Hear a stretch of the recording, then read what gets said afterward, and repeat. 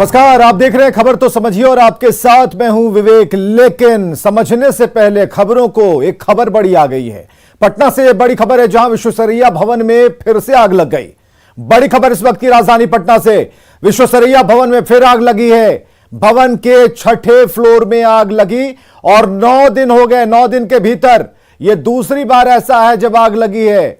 मौके पर fire brigade की टीम मौजूद है। विश्वेश्वरैया भवन में कई सरकारी विभाग के दफ्तर हैं और इससे पहले 11 मई को भी विश्वेश्वरैया भवन में आग लगी थी, जिसकी रिपोर्ट सौंप दी गई है। अज्ञात लोगों के खिलाफ मामला दर्ज किया गया है। तो 9 दिन के भीतर दूसरी बार आग लगी है।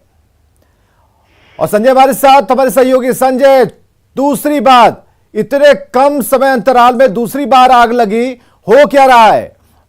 जी बिल्कुल, देखिए विवेक, विश्वेश्वरैया भवन की सुरक्षा पर तो बड़ा सवाल खड़ा हो गया है।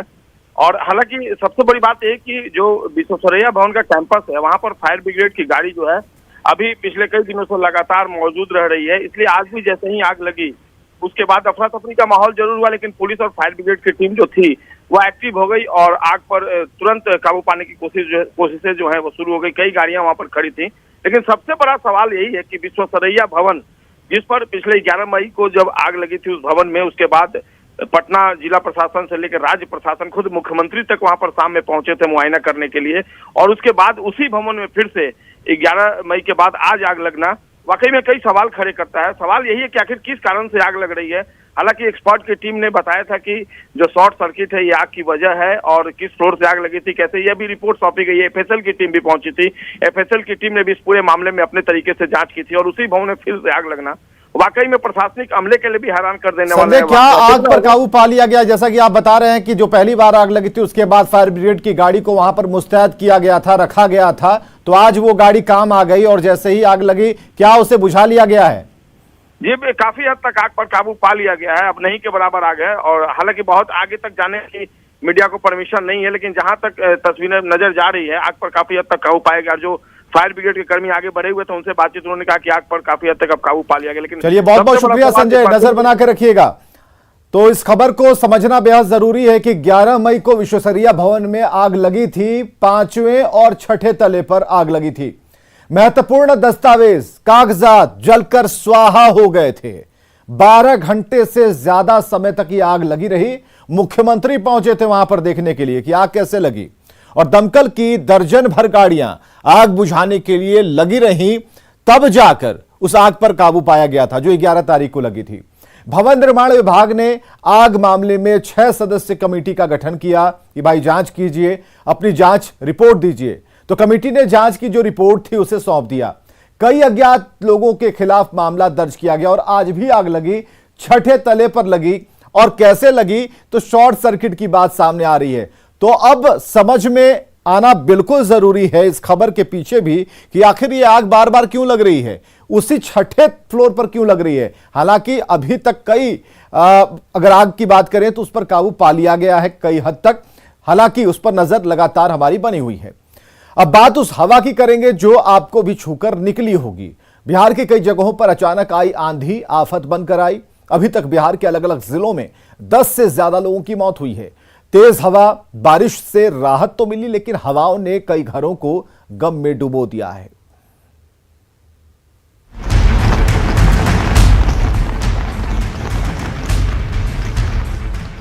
बिहार में अचानक मौसम का मिजाज बदला है। कई जिलों में आंधी के साथ बारिश से जहां लोगों को राहत मिली है, कई जगहों पर बारिश से भारी तबाही भी हुई है। पटना में आंधी की वजह से कई जगहों पर पेड़ गिर गए, जिससे बिजली आपूर्ति बाधित हुई। विद्युत भवन ऑफिस में पेड़ की बड़ी टहनी टूट गई, जिससे दीवार को नुकसान पहुंचा। वहीं गाड़ियों के शीशे भी टूट गए। पाटलिपुत्र इलाके में भी बाइक पर पेड़ गिर गया। पटना के दानापुर में भी आंधी से एक विशाल पेड़ गिर गया। अनुमंडल अस्पताल में खड़ी एम्बुलेंस पर पेड़ गिरने से अफरा तफरी मच गई।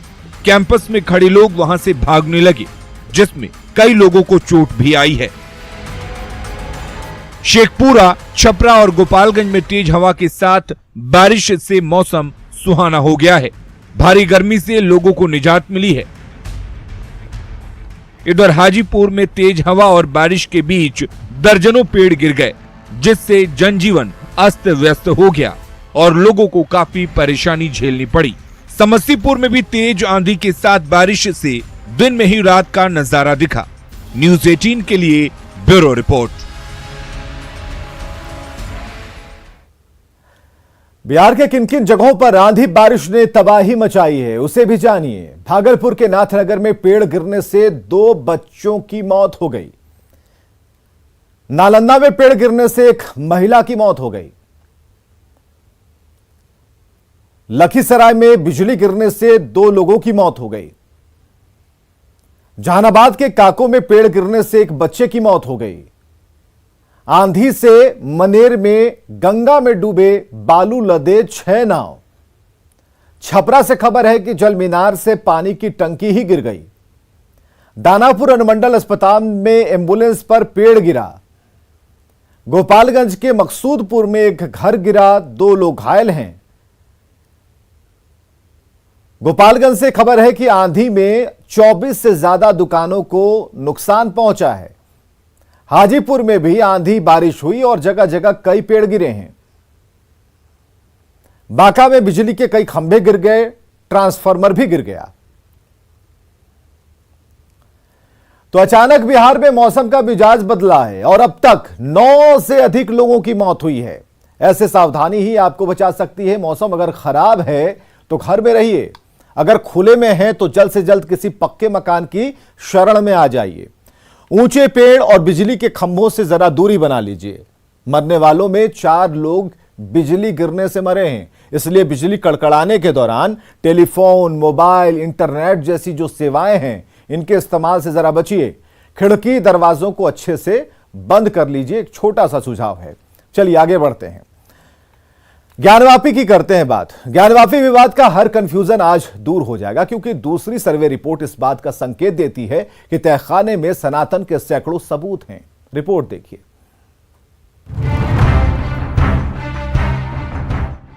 वाराणसी कोर्ट में पेश हुई दोनों सर्वे की रिपोर्ट।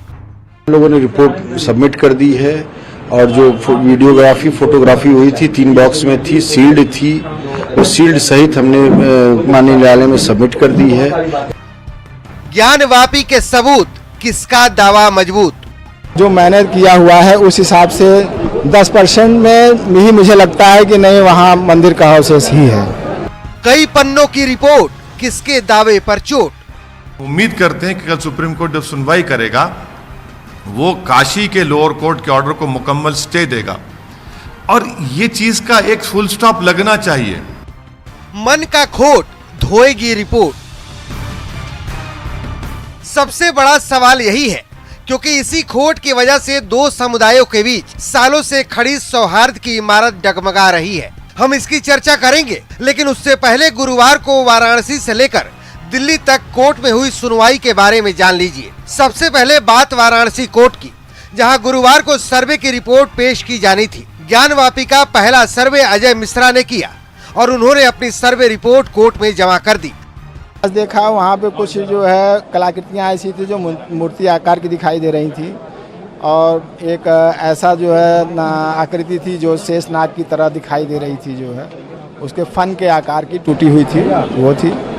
अजय कुमार मिश्रा ने अपनी रिपोर्ट में हिंदू मंदिर में पाए जाने वाले तमाम धार्मिक चिन्हों और मूर्तियों का उल्लेख किया है। साथ ही उसकी वीडियोग्राफी भी की गई है। अजय मिश्रा की रिपोर्ट के मुताबिक सर्वे के दौरान शिलापट मिले हैं, जिस पर शेषनाग, नागफन, कमल की आकृति है। अजय मिश्रा की सर्वे रिपोर्ट के अलावा ज्ञानवापी मस्जिद पर दूसरी survey report court commissioner Vishal Singh ने तैयार की है। 10 से 12 पन्नों की रिपोर्ट होगी और उसमें वीडीए के स्किल्ड ड्राफ्ट्समैन द्वारा 3 फ्लोर का पूरा बना हुआ है मैप, और 1-2 मैप लेके आए थे वादी पक्ष के लोग, उसको भी मैंने सबमिट कर दिया, उस समय दिखाए थे, तो सब चीजें सबमिट है।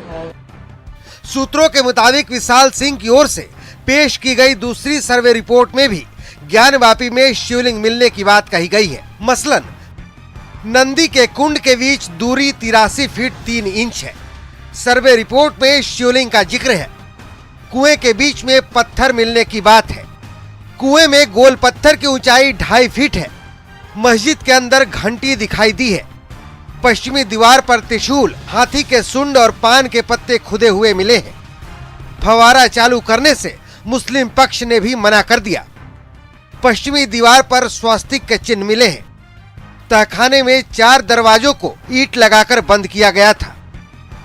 4-4 खंभे 8-8 फीट के मिले हैं और खंभों पर घंटे, कलश और फूल की आकृति बनी मिली है। अगर रिपोर्ट में यही सबूत है तो जाहिर है रिपोर्ट में शामिल ये सभी सबूत हिंदू पक्ष के दावे को मजबूत करने वाले हैं। हालांकि इन साक्ष्यों पर अंतिम फैसला कोर्ट करेगा। इस बीच सुप्रीम कोर्ट में हुई इस मामले पर सुनवाई में जस्टिस DY चंद्रचूड़ ने कहा कि निचली अदालत यानी बनारस कोर्ट जहां सुनवाई हो रही है वो इस मामले पर कोई भी एक्शन लेने से बचे। साथ ही कोर्ट ने शुक्रवार तक इस मामले में सुनवाई टाल दी है। इस मामले पर अब अगली सुनवाई शुक्रवार को दोपहर 3 बजे होगी। Bureau report, news 18 network. और अब आप सर्वे रिपोर्ट की 10 ऐसी बड़ी बातों को जानिए जो ज्ञानवापी में मंदिर होने का सबूत दे रही हैं। हालांकि अंतिम फैसला कोर्ट को देना है। वो 10 बड़ी बातें क्या हैं ये हम आपको बता रहे हैं। मुस्लिम पक्ष कुंड के बीच मिली जिस काले रंग के पत्थरनुमा आकृति को फव्वारा बता रहा था उसमें कोई छेद नहीं मिला है, ना ही उसमें कोई पाइप घुसाने की जगह है। 2.5 फीट ऊंची गोलाकार आकृति का आकार शिवलिंग जैसा है और आकृति के ऊपर अलग से सफेद पत्थर लगा हुआ है। उस पर कटा हुआ निशान था। उसमें सीक डालने पर 63 सेंटीमीटर गहराई पाएगी। ज्ञानवापी के भीतर हाथी के सूंड, त्रिशूल, पान, घंटियां दिखी हैं। मुख्य गुंबद के नीचे दक्षिणी खंभे पर स्वास्तिक का चिन्ह मिला है। ज्ञानवापी के प्रथम गेट के पास 3 डमरू के चिन्ह मिले हैं। उत्तर पश्चिम दिशा में 15 फीट का एक तहखाना है जो बड़े पत्थरों पर मंदिर जैसी कलाकृतियां भी हैं और बाहर विराजमान नंदी और अंदर मिले कुंड के बीच की दूरी 83 फीट 3 इंच है। बेसमेंट की जो दीवार है उस पर सनातन संस्कृति के चिन्ह हैं। जो चौथा तहखाना है उसकी चाबी न मिलने पर कटर मंगवाकर उसका ताला काटा गया था और यह जानकारी इकट्ठी की गई थी। चलिए आगे बढ़ते हैं अगली खबर की तरफ। आरसीपी इस बार राज्यसभा जाएंगे या फिर उनका पत्ता कटेगा? आरसीपी पर सभी नेताओं की चुप्पी क्या कहती है? क्या आरसीपी के नाम पर कुछ पेंच फंसा है? ये तमाम सवालात तब उठ रहे हैं जब जेडीयू के बड़े नेताओं समेत आज मुख्यमंत्री नीतीश कुमार ने भी आरसीपी सिंह को लेकर कुछ ठोस जवाब नहीं दिया। हालांकि अभी रेगुलर कैंडिडेट के नाम तय होने में वक्त है। ललन सिंह ने झाड़ा पल्ला। अब ये तो हम नहीं जानते हैं, ये हमको आपको पता होगा। उपेंद्र कुशवाहा ने कुछ नहीं बोला। इंतजार कीजिए। आरसीपी भी खिसिया गए। आपको इससे क्या मतलब? आप जरा, मैं तो आपकी राय पूछ रहा हूं, हमसे क्या आप चीज को पूछ रहे हैं? तो सवाल उठता है कि क्या होगा आरसीपी का? आरसीपी जेडीयू कोटे से दोबारा राज्यसभा जाएंगे या नहीं, ये एक पेचीदा सवाल बन चुका है। 10 जून को होने वाले राज्यसभा चुनाव के पहले आरसीपी के नाम पर संशय बना हुआ है। जेडीयू में आरसीपी के नाम पर एक चुप्पी बनी हुई है। यहाँ तक कि मुख्यमंत्री नीतीश कुमार ने भी ठोक कर कुछ नहीं कहा। बाकी जो रेगुलर है वो रेगुलर वाले में तो कुछ दिन के बाद बैठ करके सब बाकी जो रेगुलर है वो रेगुलर वाले में तो कुछ दिन के बाद बैठ करके सब। इधर राज्यसभा उपचुनाव के लिए जेडीयू के उम्मीदवार अनिल हेगड़े ने नामांकन किया। नामांकन के दौरान सीएम नीतीश कुमार, दोनों डिप्टी सीएम समेत पूरा एनडीए मौजूद था। अनिल हेगड़े को राज्यसभा भेजने का फैसला क्यों लिया गया, नीतीश कुमार ने इसे बताते हुए बड़ा संदेश भी दिया। सबके मन में ये बात थी कि भाई इनको एक अवसर मिलना चाहिए, वही हम लोगों ने किया, तो फिर अभी ये आए हैं। लेकिन इनकी कोई व्यक्तिगत कोई ख्वाहिश नहीं थी। ये लगातार काम करने वाले व्यक्ति हैं और आप जान लीजिए कि बहुत अच्छे व्यक्ति हैं और पहले भी तो कितना मूवमेंट करते रहते। मतलब साफ है कि पार्टी के प्रति समर्पण का भाव रखने वालों के लिए नीतीश कुमार का इनाम पक्का है। पटना से न्यूज़ 18 के लिए शैलेंद्र कुमार की रिपोर्ट। खबर समझिए, मोदी सरकार में जेडीयू के एकमात्र प्रतिनिधि हैं आरसीपी सिंह और आरसीपी सिंह का कार्यकाल 7 जुलाई को खत्म हो रहा है। बिहार से राज्यसभा की 5 सीटें खाली हो रही हैं। 10 जून को राज्यसभा का चुनाव है और जेडीयू को इस बार एक ही सीट मिल पाएगी। 2 सीट पर बीजेपी, 2 सीट पर आरजेडी का जाना तय है। बिहार विधानसभा में विधायकों की कुल संख्या 243 है और इस आधार पर एक सीट के लिए 49 वोट चाहिए। संख्या पर अगर आप देखें तो विधानसभा में भाजपा के सबसे अधिक 77 विधायक हैं, जबकि आरजेडी 76 विधायकों के साथ राज्य में दूसरे नंबर की पार्टी है। जेडीयू के पास 45 विधायक हैं। तो एक छोटा सा समीकरण है जो सभी जानते हैं, हालांकि इसमें कोई पेचीदगी नहीं है। पेचीदगी वहां है जहां आरसीपी का नाम चला आता है तो उसके बाद अलग अलग बयान, अलग अलग चुप्पी। खबरें लगातार जारी हैं।